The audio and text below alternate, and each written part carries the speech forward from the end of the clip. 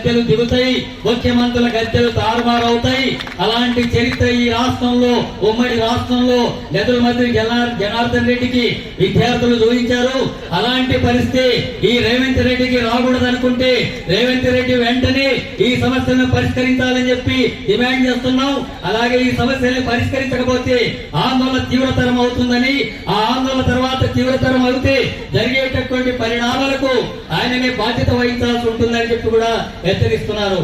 వీరమంతా కూడా SC, ST, BC, మైనార్టీల పిల్లలు, అరగానటువంటి తరగతులు, పేద కుటుంబాలకు సంబంధించిన వాళ్ళు, ఇప్పుడిప్పుడే మన వాళ్ళు చదువుకోవడానికి ముందుకు వస్తున్నటువంటి వాళ్ళు, మన తల్లిదండ్రులంతా కూడా కష్టపడి కూలి పని చేసి ఇతర పనులు చేసి మాలాగా మా పిల్లల బతుకులు ఉండకూడదని, వాళ్ళు కూడా మంచి భవిష్యత్తు ఉండాలా, వాళ్ళు కూడా బాగా చదవాలని కష్టపడి విద్యార్థులు చదివిస్తున్నారు.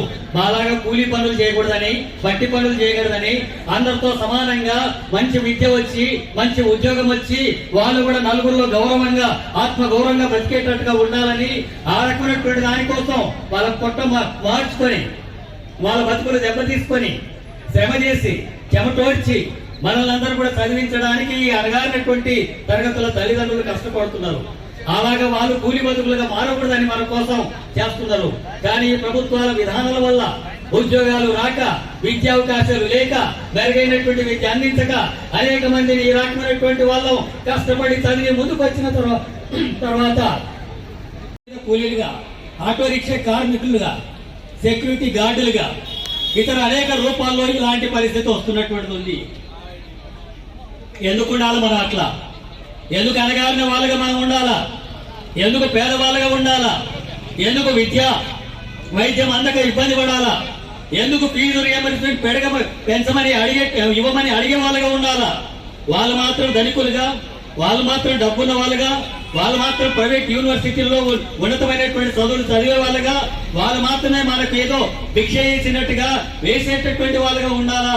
ఇటువంటి సమాజంలో ఈ పరిస్థితి కొనసాగుతుందని మనం అర్థం చేసుకోవాలా? ఈ మొత్తం సమాజంలో ఈ అణగారిన తరగతులంతా కూడా అణిచివేసి వాళ్ళ మీద దోపిడీ కొనసాగించి ఈ ధనిక ఆధిపత్య కులాలకు సంబంధించినటువంటి వాళ్ళు మన మీద వేల సంవత్సరాలుగా ఇలాంటి అణచివేత దోపిడీ కొనసాగిస్తున్నారు. వేల సంవత్సరాలుగా మీరు వెనకబడ్డ వాళ్ళు, మీరు దళితులు, మీరు అంటరాని వాళ్ళు, మీరు కులం తక్కువ వాళ్ళు, మీకు ఆస్తులను చేయాలని చెప్పి ఈ పాలక వర్గాలు అనుకుంటున్నారు. మీరు ఆలోచించాలా? ఎందుకు మన బతుకులు ఇట్లా ఉండాలా? వేల సంవత్సరాలుగా ఈ అడగానటువంటి తరగతులు మాత్రమే ఎందుకు ఇట్లా ఉండాలా?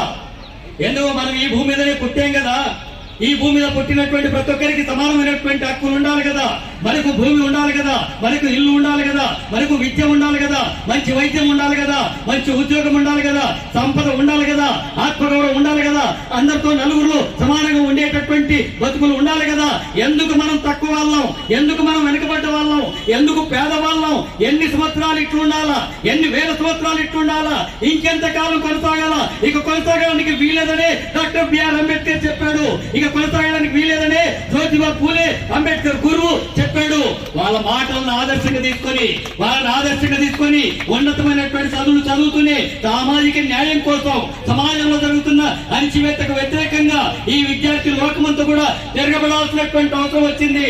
అలాంటి తిరుగుబాట్ల వల్లనే సామాజిక న్యాయం సాధ్యం అవుతుంది. ఫీజు ఏమని వస్తాయి, లేకపోతే ఇంకా విషయాలు అమలు జరుగుతాయి. అవన్నీ జరగాలంటే సమాజంలోనే ఈ ఆధిపత్య దోపిడి, ఆధిపత్య కులాల దోపిడిని, అలాగే ఆర్థిక దోపిడికి వ్యతిరేకంగా జరిగేటటువంటి ఉద్యమాల వైపు కూడా మనం నడవాల్సి ఉంటుంది.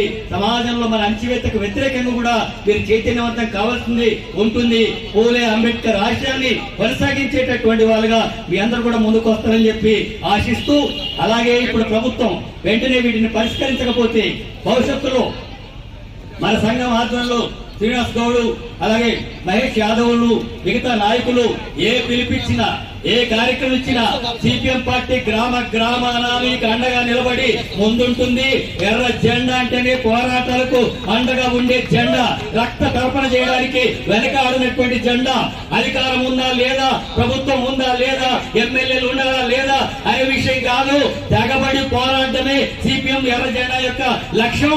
ఆ రకమైనటువంటి స్ఫూర్తితోనే మీకు అండగా ఉంటామని చెప్పి తెలియజేస్తూ ఈ అవకాశం